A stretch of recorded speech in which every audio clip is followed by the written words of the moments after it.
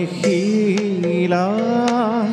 সভাৰ মাজে দেৱ পুৰন্দৰ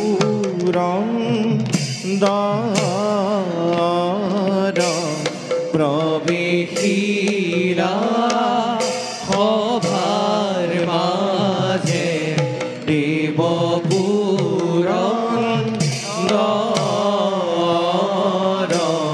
সংগে চলে দেৱগণ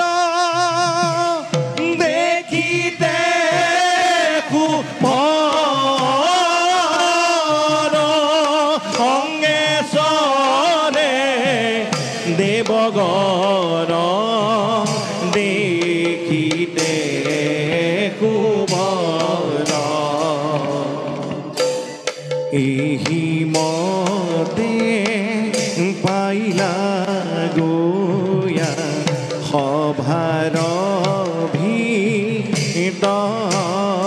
ভিতৰ এহি মতে পাইলা গোয়া সভাৰ ভিতৰ ৰাম হৰি ৰাম হৰি বোলাৰি ৰন্তৰ ৰাম হৰি ৰাম হৰি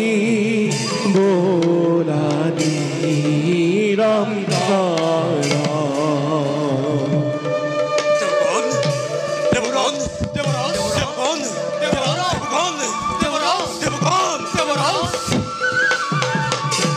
কি হল দেৱৰাজ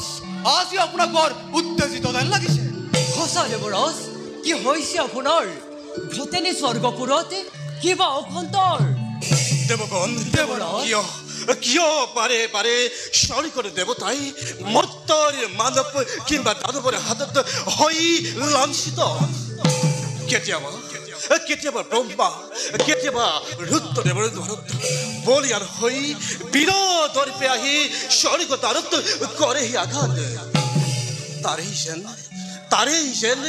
পুনৰাবৃত্তি হ'ব এই সৰক ধামত দেৱৰাজ সকলো ভালদৰে খুলি কওক কাৰ আকৌ জীৱনৰ সমাপ্তি ঘটিবৰ হ'ল নৰকাসুৰ নৰকাসুৰ দেৱগণ নৰকাসুৰ জানিব পাৰিছো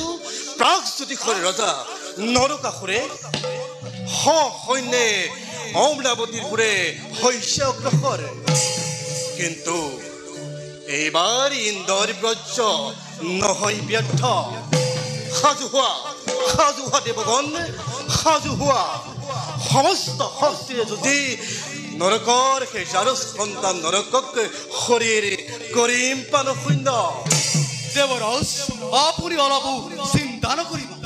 মৰতৰ দানৱ কিংবা মানৱে জানে ভালদৰে দেৱতাৰ শক্তি কিমান দেৱতাৰ শক্তি দেখি মৰতৰ দুৰাকাংক্ষা পলাব দূৰত